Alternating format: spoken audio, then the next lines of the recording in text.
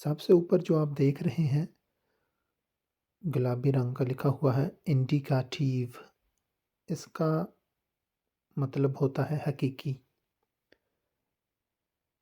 حقیقی سے مراد فعل کا ڈھنگ، یعنی کہ کس طرز سے، کس حقیقی بنیاد کے اوپر، حقیقی بات کے اوپر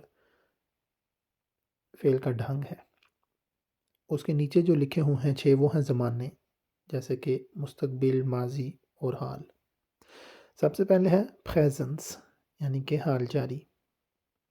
یہ فعل ہے لکھنا اور یہ اس کی گردان ہوئی ہے حال جاری میں۔ مثال کے طور پر اش شغائبے، میں لکھ رہا ہوں، یا پھر اگر کوئی عورت کہے گی، کوئی لڑکی کہے گی اش شغائبے، تو اس کا مطلب ہوگا میں لکھ رہی ہوں، یعنی کہ حال جاری میں کام ہو رہا ہے۔ اسی طرح سے آگے ڈو شغائبسٹ، تم لکھ رہے ہو، یا اگر جس کے ساتھ آپ مخاطب ہیں وہ لڑکی ہوگی تو اس کا ترجمہ ہو جائے گا آٹومیٹکلی تم لکھ رہی ہو۔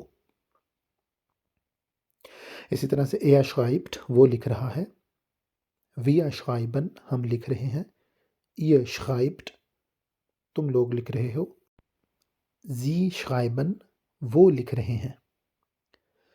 یہ جو آخر پہ میں نے زی شغائبن بولا ہے اور جس کا ترجمہ میں نے وہ لکھ رہے ہیں کیا ہے، اس کا ترجمہ آپ وہ لکھ رہی ہیں بھی کر سکتے ہیں، یعنی کہ یہ مذکر اور یا مؤنث دونوں ہو سکتے ہیں۔ یہاں پر جمع کا صیغہ مراد ہوتا ہے۔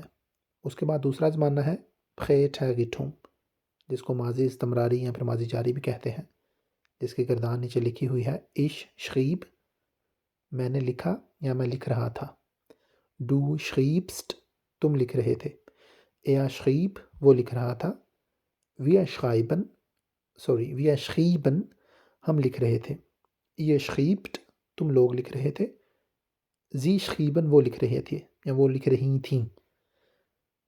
تو دیکھا آپ نے، یہ واضح طور پر فرق ہے۔ اش شغائبے ہوگا پہلا پریزنس میں، جس کا مطلب ہوگا میں لکھ رہا ہوں، اور دوسرا ہے زمانہ اش شغیب، میں نے لکھا۔ اردو میں بھی آپ یہ فرق محسوس کر سکتے ہیں، اور بالکل اسی طرح سے جرمن زبان کے اندر بھی یہ فرق ہے، اور بالکل اسی طرح سے تمام زبانوں کے اندر یہ ہوتا ہے۔ ہر زمانہ اپنے ساتھ آنے والے امدادی افعال کی نسبت سے طے کرتا ہے کہ یہ حال میں کام ہو رہا ہے یا ماضی میں ہو رہا تھا، حال میں ہو چکا ہے یا ماضی میں ہو چکا تھا۔ تو جیسے یہ اردو میں آپ سن رہے ہیں نا ساتھ میں، ہے، تھا، رہا تھا، رہا ہے، تو اسی طرح سے اس کے ساتھ شغیب، شغائب، ہابے، ہاٹے اور ویاڈے آئے گا، جیسے کہ آپ سامنے دوسرے زمانوں کے اندر دیکھ اور پڑھ سکتے ہیں۔